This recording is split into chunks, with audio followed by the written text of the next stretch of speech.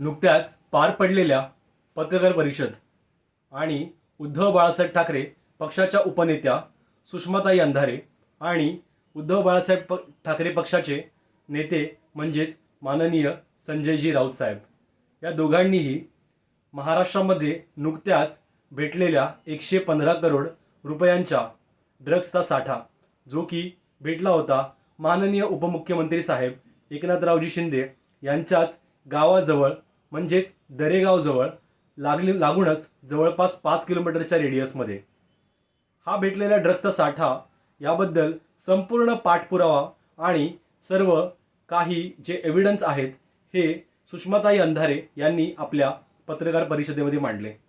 त्यामध्ये कसं कनेक्शन हे एकनाथ शिंदे यांच्यापर्यंत पोहोचतंय यांनी ते मांडलं।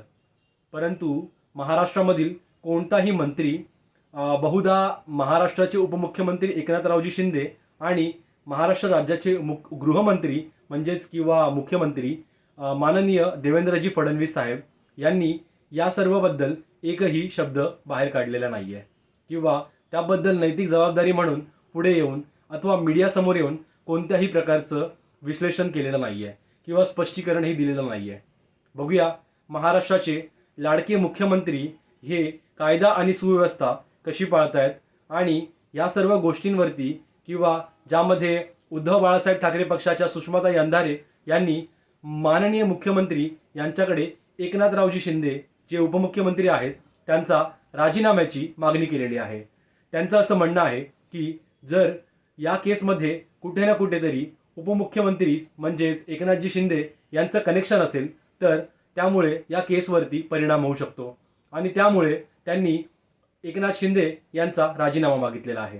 परंतु महाराष्ट्र राज्याचे मुख्यमंत्री यांनी यावर गृहमंत्री आणि मुख्यमंत्री ह्या दोन्हीही जबाबदाऱ्या सांभाळताना अशी कोणतीही नैतिक जबाबदारी दाखवून अजूनपर्यंत कमेंट केलेलं नाही आहे।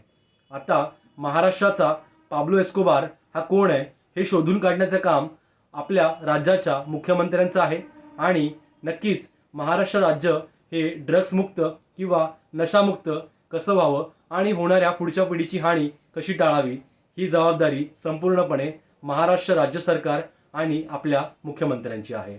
आपण लवकरच पाहूयात की मुख्यमंत्री यावर काय कारवाई करतायत आणि होणारी जी शिक्षा आहे त्यामध्ये कुणाचं नाव पुढे येतंय।